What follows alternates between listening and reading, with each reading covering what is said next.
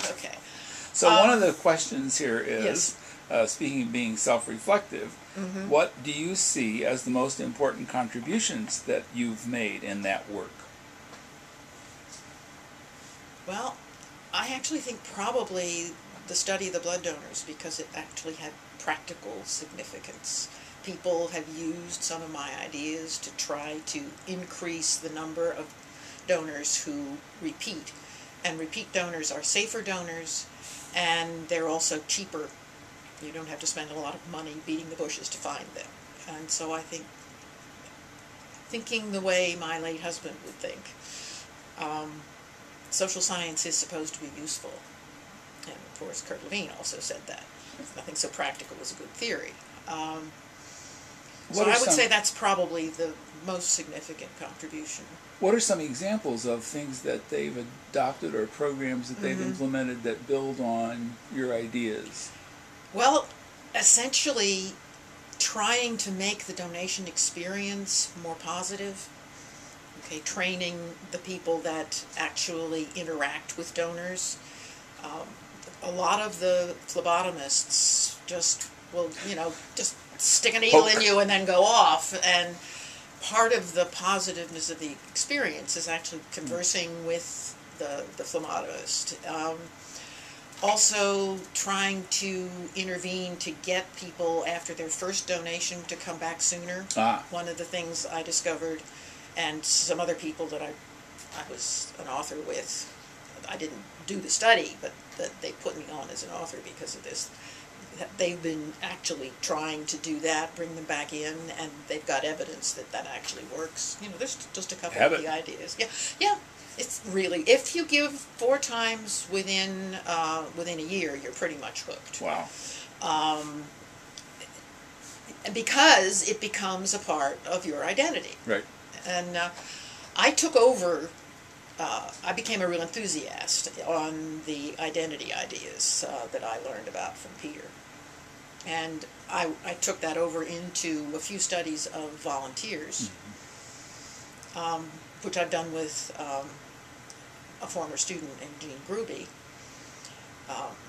She developed a data set on American Cancer Society volunteers, and it turns out that, lo and behold, the more stronger their role identity is, the more they plan to continue volunteering for the Cancer Society.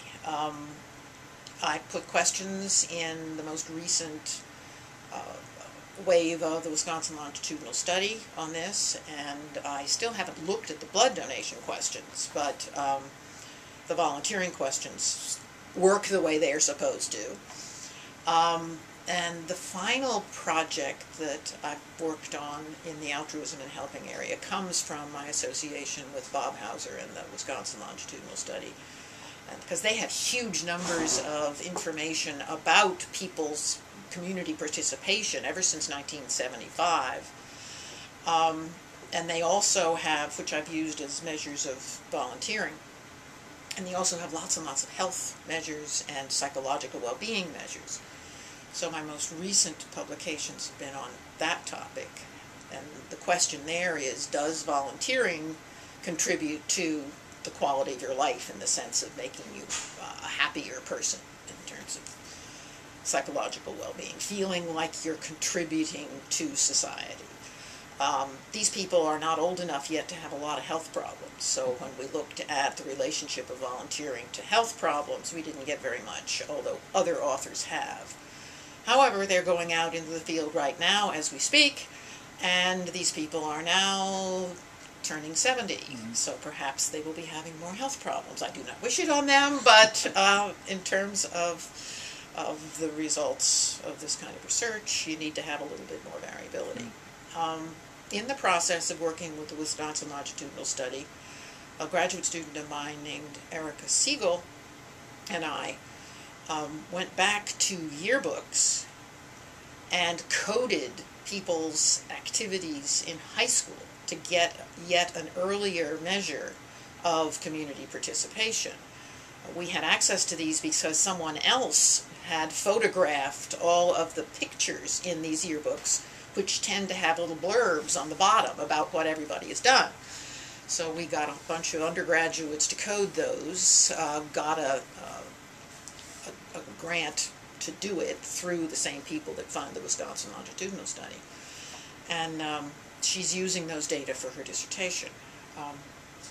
And they're, of course, becoming a permanent part of the Wisconsin Longitudinal Study. So there, I think, is another contribution that I will have made, is because this will go on forever. This will be part of this ongoing study, which is the single longest continuing longitudinal study known to man and woman. The other side of that is, what, if any, are your regrets? My regrets. Looking back on your research career or your career as a social psychologist. I can't think of any. It's been a terrific life. I have Vincent Nolis to thank for it, and of course Leon Festinger, who gave me my initial training. I mean, I had a peculiar career in the sense of being trained in psychology and only for 4 years actually working in psychology. Well, I did teach a couple of years when I was a graduate student at Stanford, so say 5 years, because that was part-time. And that's what happens when you follow men around, you know, but I have no regrets at all. The sociology department at Wisconsin has got to be the best single place in the academic world to work.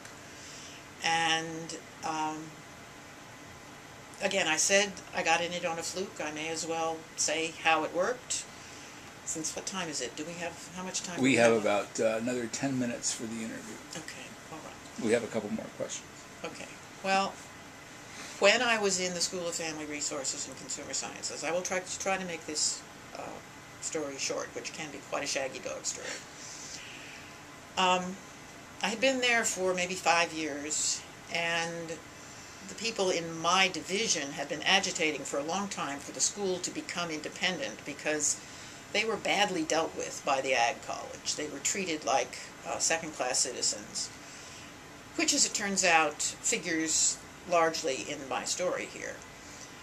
In that year, I had been saying, no, I cannot be the coordinator of this program because I have small children. Well, my last child was now in kindergarten, and that excuse was not working anymore. So I got to be the coordinator, which meant that I got to meet with the new dean of the newly independent School of Family Resources and Consumer Sciences, which is now, by the way, called Human Ecology. This was not a place where people got along very well. Family Resources and Consumer Sciences was sometimes referred to as fracas for that reason.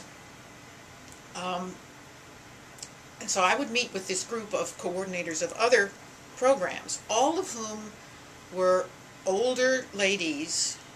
I, at the time, was quite young. I was like 35, 40, something like that. Yeah, I was 40 by then. I was 35 when I came here. Some of whom did not have PhDs.